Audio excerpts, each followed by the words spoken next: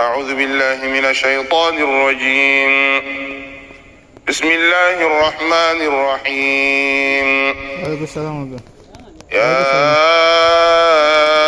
أيها الذين آمنوا كتب عليكم الصيام كما كتب على الذين من قبلكم لعلكم تتقون أياما معدودات.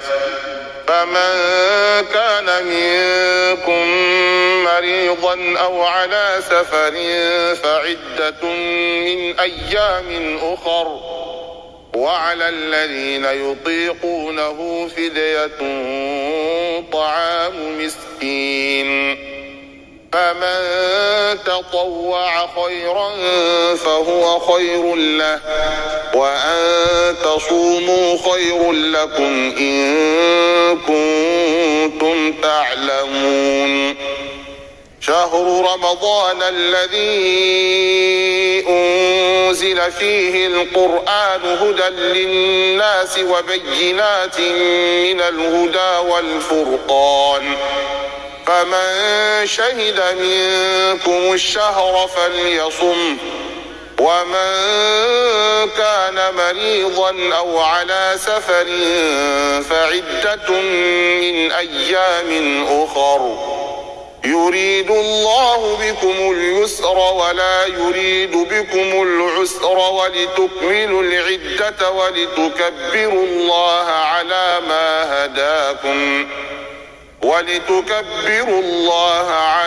ما هداكم ولعلكم تشكرون. وإذا سألك عبادي عني فإني قريب أجيب دعوة الداع إذا دعان، فليستجيبوا لي وليؤمنوا بي لعلهم يرشدون.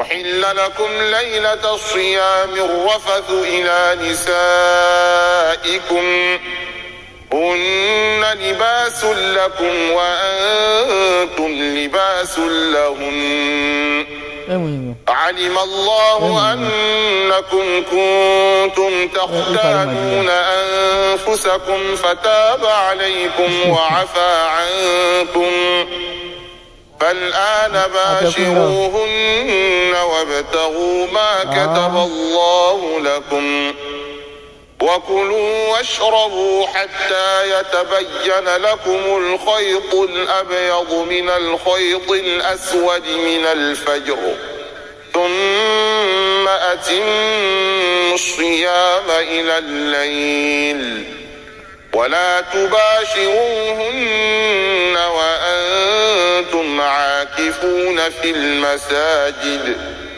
تلك حدود الله فلا تقربوها، كذلك يبين الله آياته للناس لعلهم يتقون.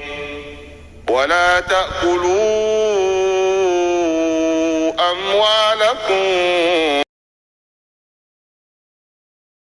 وتدلوا بها